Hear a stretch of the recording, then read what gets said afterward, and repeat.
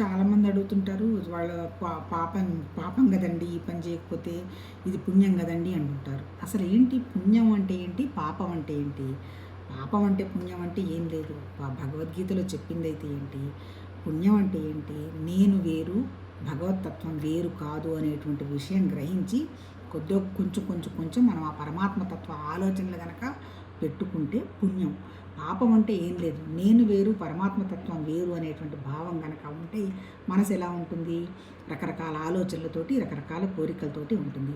అన్ని రకరకాల ఆలోచనలు కోరికలు ఉన్నటువంటి మనస్సు ఒకే ఒక విషయం అయినటువంటి భగవతత్వం మీద మనసు పెట్టగలుగుతారా ఎవరైనా? ఎవరు పెట్టలేరు.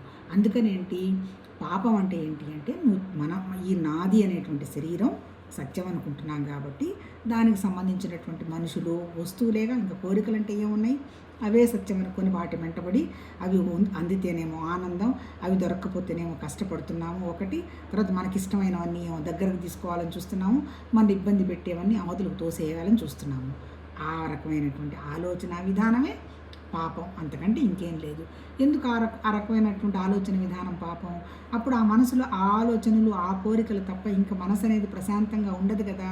అప్పుడు ప్రశాంతంగా ఉండని మనస్సు నాకంటే ఇంకేదో అత్యున్నతమైన ఒక విషయం ఉన్నది అనేటువంటి విషయం ఎలా ఆలోచిస్తుంది? అంత దూరం ఆలోచించలేదు. అందుకని ఎప్పుడైతే అంత దూరం ఆలోచించలేదో ఆ మనసునే అపవిత్రమైన మనసు అన్నారు.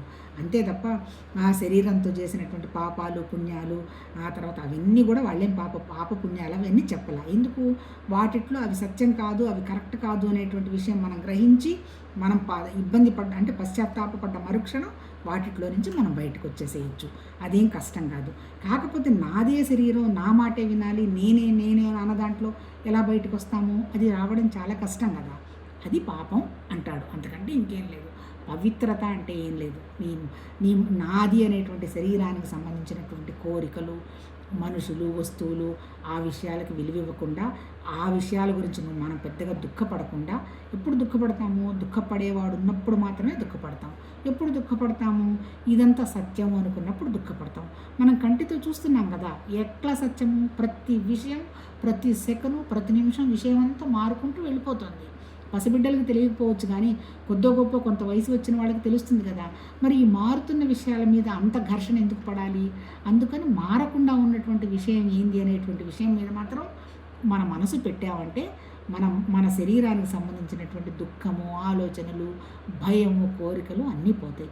ఎప్పుడైతే ఆ రకంగా మనం అయ్యామో అప్పుడు మనం పవిత్రంగా అయినట్టు, అప్పుడు మనం పుణ్యంగా ఉన్నట్టు, అప్పుడు మన ద్వారా జరిగేవన్నీ కూడా పుణ్యకార్యాలే అవుతాయి.